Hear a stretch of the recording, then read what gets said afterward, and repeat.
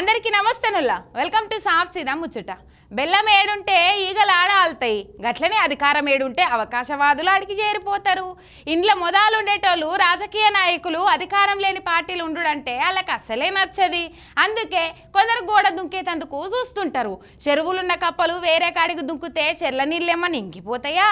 CM Revanth సార్కు రేపటి భయం పట్టుకున్నట్టున్నది కదా, అందుకేనేమో ప్రతిపక్ష ఎమ్మెల్యేలకు గాలం వేసి పార్టీలకు గుంజుకొని చూస్తున్నాను అంటుర్రంతా. రేపటి రోజుల్లో ఎటమటమైతే సేఫ్ సైడ్ గా అధికారం కాపాడుకునేందుకు కారు పార్టీ ఎమ్మెల్యే మీద ఖర్చిపేసి గుంజుకుంటుండు అని టాకినబడుతున్నది. ఉమ్మడి మహబూబ్ నగర్ జిల్లా గెలిచిన కారు పార్టీ ఎమ్మెల్యేలకు ఇప్పటికే రాయబారం పంపిండు. అధికారం ఆశ చూపి కాంగ్రెస్ లకు గుంజుకుంటుండు. ముఖ్యంగా గద్వాల ఎమ్మెల్యే బండ్ల కృష్ణమోహన్ రెడ్డిని కాంగ్రెస్ లకు చేర్చుకునేందుకు తొవ్వ సాఫ్ చేసిండు సీఎం సారు. అయితే ఇన్నొద్దులు ఎవరి మీద కొట్లాడినామో వాళ్ళనే పార్టీలకు తెస్తే మా గతేం కావాలి, మా బతుకులేం కావాలని గద్వాల కాంగ్రెస్ ఇన్ఛార్జి సరితా తిరుపతయ్య మల్లురవి సార్ ఇంటికి పోయి కన్నీళ్లు పెట్టింది. బండ్ల కృష్ణమోహన్ రెడ్డిని కాంగ్రెస్ పార్టీలో చేసుకోవద్దనుకుంటా మల్లు సార్ను బతిలాడింది. సీఎం తీసుకున్న నిర్ణయం అమ్మా, నేనేం చేయాలని మల్లు సార్ చెప్పిండట.